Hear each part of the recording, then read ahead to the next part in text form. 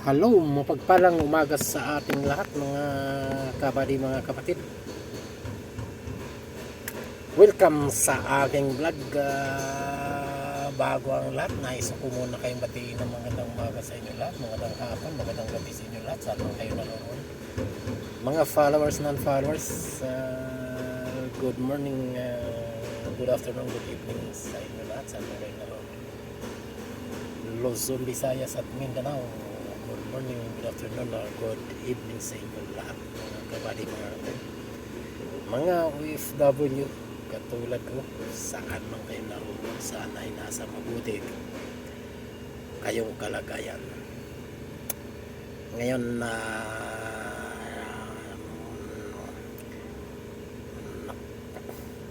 napasabak na naman ang inyong lingkod mga kabady, mga kapatid. Nandito na naman, meron na naman tayong sisilipin, isang MG 2023 model mga kabady, mga kapatid. Nag-highlight yung traction nya. So yun ang ating sisilipin sa mahiwagan natin rin mga kabady, mga kapatid, kung ano ang sintomas ang dala nito. So tara, samahan nyo ako. Ito, tingnan nyo muna. Ayan o. Yan. Yan yun ang traction. So tara, samahan nyo ako.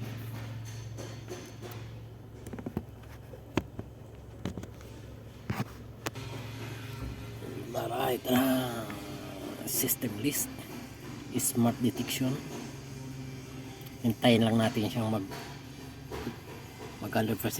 Naglo-loading pa mga kabady, mga kapatid. Okay, ayan. So itong mga sintomas niya mga kabady, mga kapatid, sa BCM may 5. Ayan. Sa ECM, engine control module 4.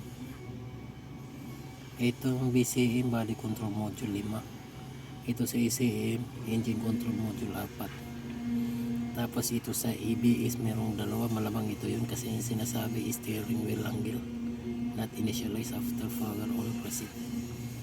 Code number 20428, invalid steering wheel angle data receipt. So ito naman sa TCM, transmission control module, battery EPS, electric power steering. So ito niya, i-report muna natin mga kabady, mga kapatid.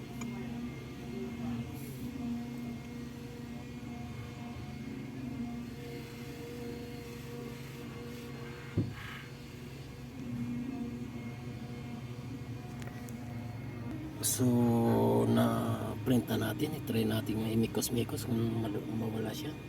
Tingnan nyo dyan mga kabady, mga kapatid, kung mawala siya dyan, kung mamatay siya. Kapag hindi,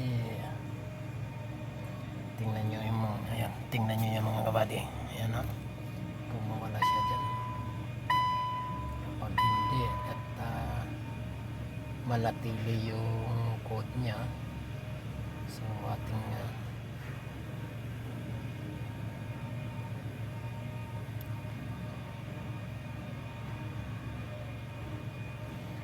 so nawala mga kabady, mga kapatid. Ayan no, wala na, diba? So try natin yung pang unit on.